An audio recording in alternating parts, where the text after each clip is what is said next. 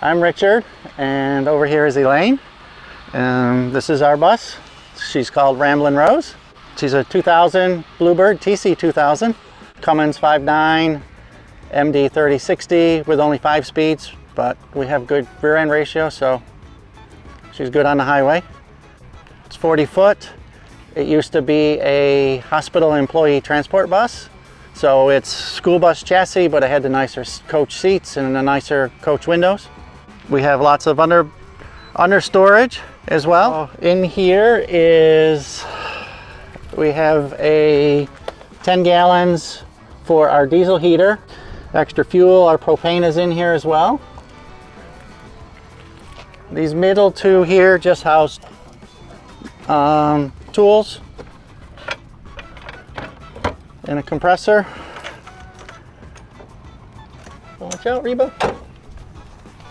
It was a little rusty exhaust back here, so I just took it out and curved it out the side instead of buying all new tailpipe. It also freed up space in the back here to put more storage. Typical Predator 3500 in here on a slide out tray. More storage here. Added these obviously to just military. I got these at a military surplus takeoffs. They fit nice with the skirtings, which is kind of why I grabbed them up. And then this bus has what we call a trunk. So it came from Bluebird this way. It's almost like it's a rear engine cover that they've put in, and we got some doors. Works out great. Another similar storage. Mini split is in there.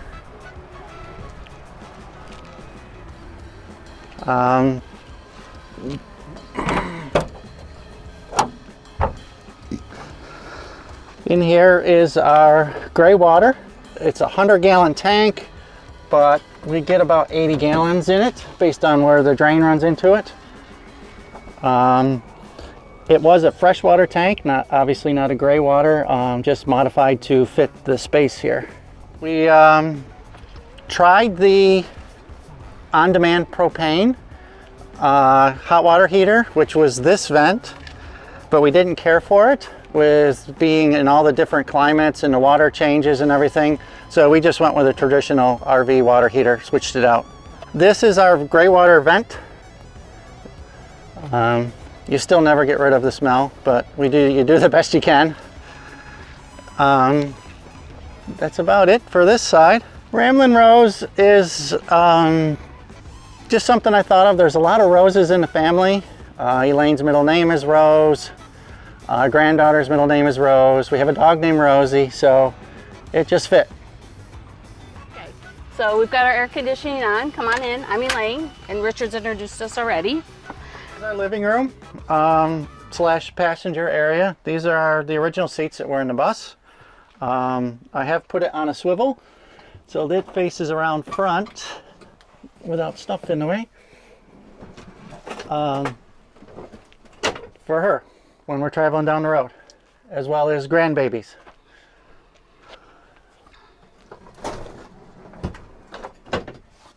The couch is just a couch. It used to be a couch bed. It made the seating area a little tight, so we've modified it a little bit so that it's just a couch now. And who has guests stay over anyways? It still fits me and the dogs though. So underneath it, Richard's first drawer he ever made, because he was not a carpenter until this, is right here, which has our games in it. And then we have our footstool, which, like everything else, has to have two purposes. So it has miscellaneous goodies in it. When people say, oh, I tend to have them in there and gift them out. Behind that grill is the original bus heater. We moved it up front here because we traveled to New York during the holidays and everything. We brought it up here to help maintain heat up here. No. I will say it doesn't work as efficiently as I had expected it to, because it's designed to blow air out both sides, and I've forced it to just come out one side. So the volume of air that comes out is not bad, but it does produce some decent heat. On this side, keeping with the shop theme, our diesel heater is inside of here, as well as the fuel gauge for the tank that's underneath, so we don't have to go outside to monitor it.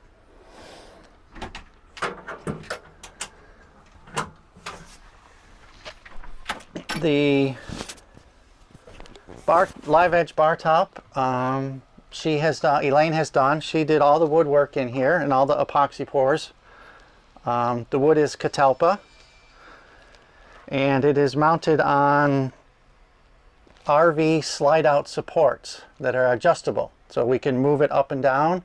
However, it's never moved from that position. The things you find as you live in the bus. And also hence the bungee cord, because it is a little wobbly with that setup. The bar is nice, but you sit side by side.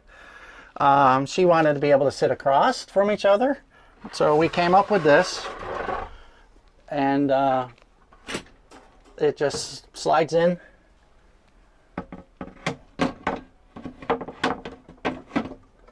With little brackets here, and now we can sit across from each other, play cards, play games, as well as have another guest be able to sit with us for food and drinks.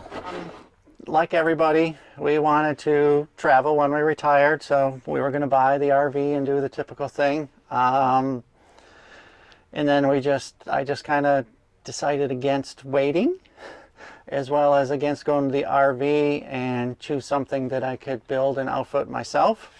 As we went, it really was kind of a snap decision at the time. Like I said, we talked about traveling. We're going to do it in the future, and then I just came home from work one day and said, "What do you think about living in a bus?" Yeah. And I went, "Really? You have to ask me that question?" I knew I really didn't have to ask her, because I knew she would be all up for it. And we spent almost 2 years building it after that decision was made. And I still worked full-time while we were building it. We've now been full-time in it for roughly 7 months. Everything else, a lot of the things we do, you do it and then you have to change it. Well, we got the bigger of the retro refrigerators, but we couldn't move it all the way back to the wall with the cool dome on it, so we had to take it off. But we love our refrigerator. We went with toolboxes because, again, dirty shop look type thing, but they're really super functional. I have this one so that I always have a clean countertop. Usually I have stuff to move off to show people that, though. But it's our solid pantry for cans and stuff. They don't move around. I'm not worried about cabinet doors opening. And then because toolbox lock, this is our kitchen cabinets with our silverware and dishes and whatnot. Underneath is our bookshelf and liquor cabinet. And then we have these I got on Marketplace. They are from IKEA. They're drawers, but they are super, super, super long. So this is one of our many catch-all drawers, junk drawers, what have you. We only have a few of those. The countertop, I actually ended up with a cast iron sink that I really loved, and Richard's like, "We'll make it fit," and he did. Our upper cabinets are lockers that I put magnets on. He did cut the back so it matches the curve, and then we have little magnets on it to hold them up so you can get in and put the cups. We have cups, paper plates, and our snacks in this. Our bread box holds bread and more snacks. And a lot of, there's a lot of space in there. And of course the Berkey, which we have belted to the wall so it doesn't move, and we don't have to move it when we're moving. It just stays right there. We have a pitcher that we fill it with so it doesn't have to come down ever. Under the sink counter is seriously in under the sink counter. It's got the cleaning supplies, all dog food, all of that. But he saved the logo from the step guard to put on the front of that. So we purposed a few things from the bus, the metal from the walls. He used to seal up some holes when we had to clean the rust out of the bus. That's the side of the stove. Yep, the side of the stove. And the bathroom door, which we'll do that one now, it's a bifold.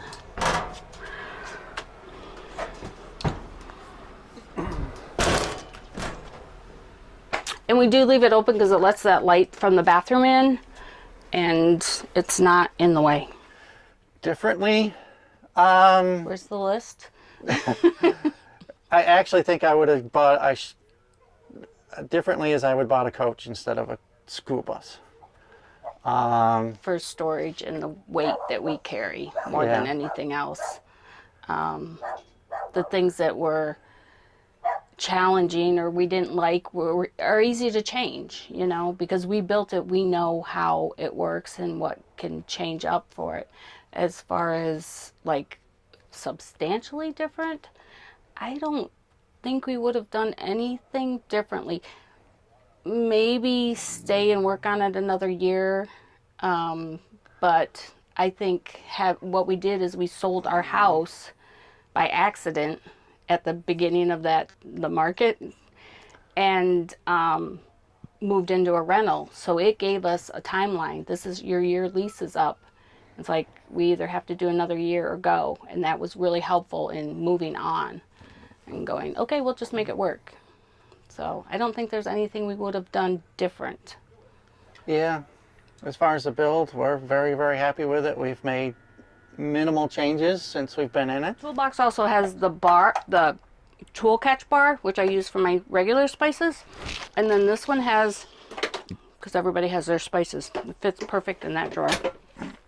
A catch-all rack, which has our utensils, lighters, coffee, right next to the RV stove that we picked up on Facebook Marketplace. And it works really good. It's really simple. Our only criteria was that it fit a frozen pizza because we didn't want to go without pizzas. And then we have a drawer for our pots and pans.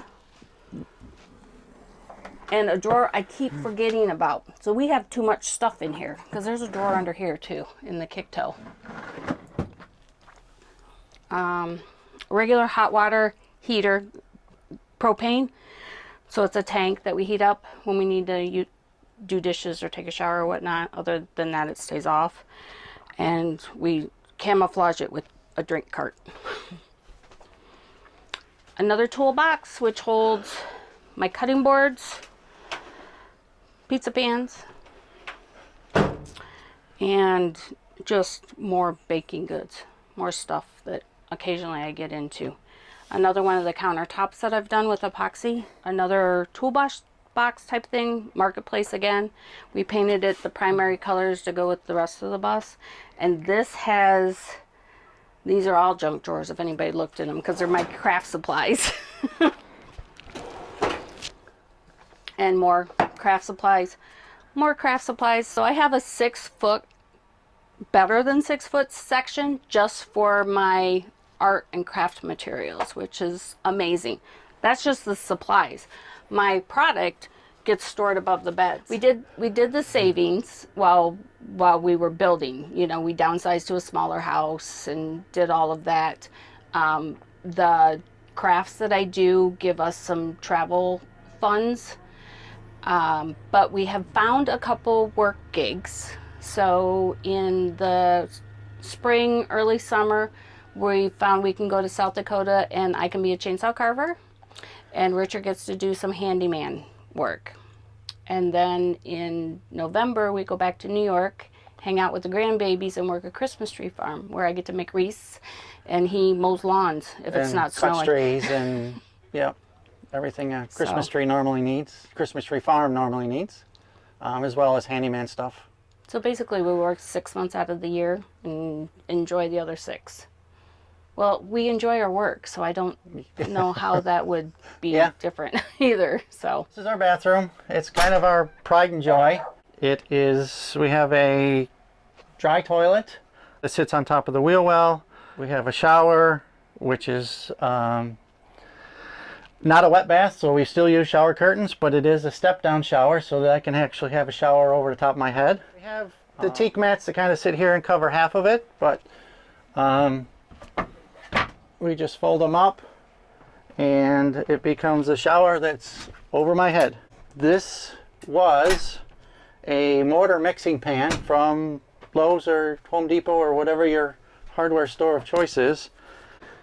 It's aquarium stone with epoxy that Elaine has done, and then we can put these down,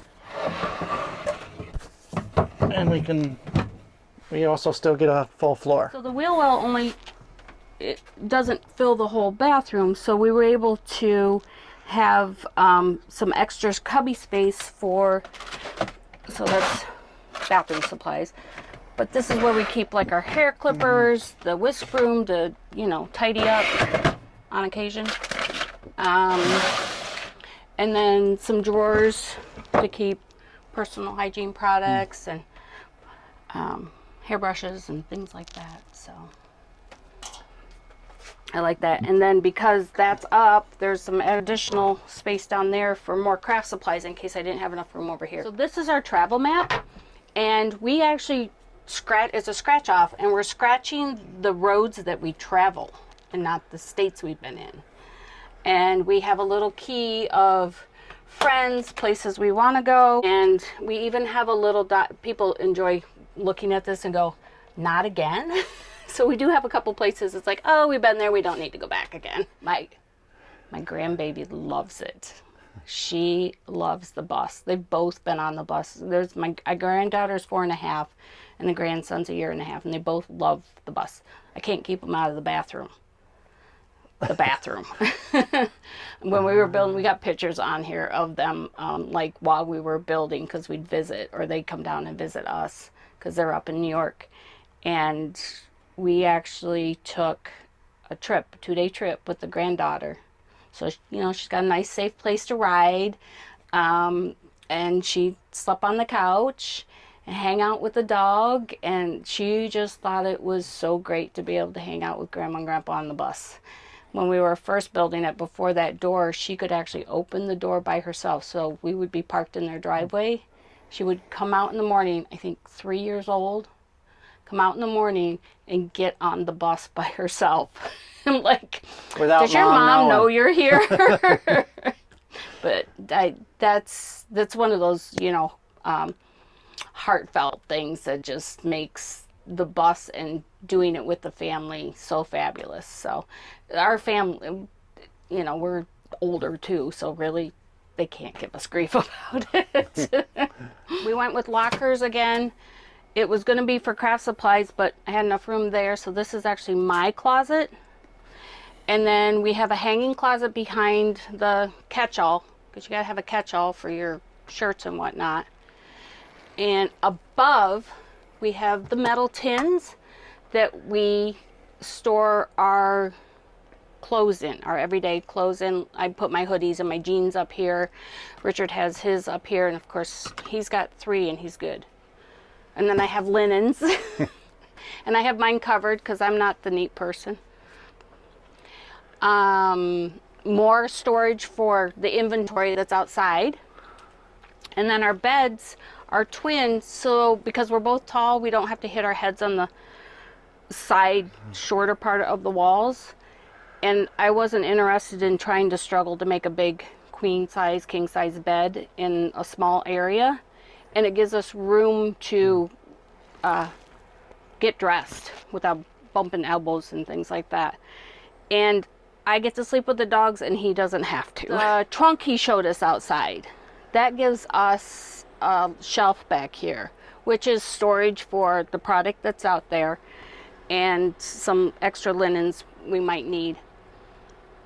But when we first put it in, the beds went all the way back there, and it felt wrong. I needed a headboard. And this is leftover material from the mattresses we cut down, because these were our mattresses at home and we cut them to size. And I upholstered them. And he put a board back there. So that gives us really nice headboards to break up that space. And for sitting up and reading, we thought we'd sit back here and watch TV because the TV is on this wall. And we were going to slide it out. But we just store it there, and on the occasion we watch it, we move it up to the bar and sit there and watch TV there. It's not an everyday thing, or we come in and turn it on. It's just on occasion, so it has a storage spot. And then our mini split, which is keeping us cool. Is storage under the bed for her stuff and our stuff and winter gear, that sort of nature, things of that nature. We also have two 50-gallon tanks, one under each tank. So we carry 100 gallons of fresh water. Pump and accumulator and everything is on this side. Water filter system is under there as well. Everybody needs a laundry basket. Here it is, full after 5 days at the swarm. So we'll see if we can make it another 4 or 5 days without it overflowing. Which is a story. It is a question we get asked a lot. On our board it says 11.5 miles per gallon. He had to cross it off. That's what she got empty. And we thought it was going to stay there. No. Then we built and added weight and tow a car. We average between 6 and 9 miles per gallon now. So 6 has been the lowest when we've checked it, and we've gotten as good as 9 now. Have a broom with you at all times.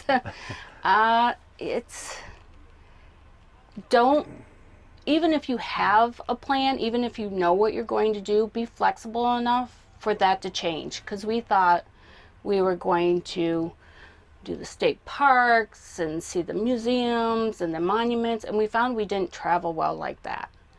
With the big bus and our 2 different personalities, because we're like oil and water, we really are. Until we figured out how to travel together, it was pretty rough. Don't give up, because now we have a way. You don't have to do it like anybody else. You're just like your build doesn't have to be like anybody else's. You don't have to travel like everybody else. Travel the way that works for you. So we do destination travel. It's like we're going here to do this thing, which is mostly work or see family or come to an event. But my standard line is we make lousy tourists. But this summer we are headed up to Alaska, so that's going to be a big trip for us.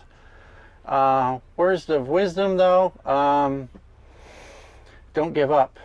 It's tough to convert a bus. I mean, the people can make it look easy, or professionals make it look easy, but even being an engineer, you engineer and re-engineer things 3 and 4 times as you're building it, and it can be frustrating. You can go days and not accomplish anything and get downtrodden on that, and you sometimes need to take a break. There were a couple times over the years building it that we just had to take it out just for a weekend, get away. It's like we're going to stretch the bus's legs, we're just going to go and enjoy it as it is at the moment, and then come back and refresh and get back into it. Shout out to the Schoolie Homestead, Brett and Renee's place. We went because it was only 3 hours from us. So there were a couple times we just got in the bus and went down and hung out with them. So I've put in a skylight. As you can see, it's covered. It spends most of its time covered. It has a screen with the Reflectix sitting on top of it. It is a hatch as well with latches. It was normal, it's just a house skylight that was supposed to be permanently mounted, and I put hinges and latches on it, trimmed it to fit, and made a casing for it to sit in. Our curtains are wrapped around our Reflectix, so we don't have to try and find an additional storage room for our Reflectix.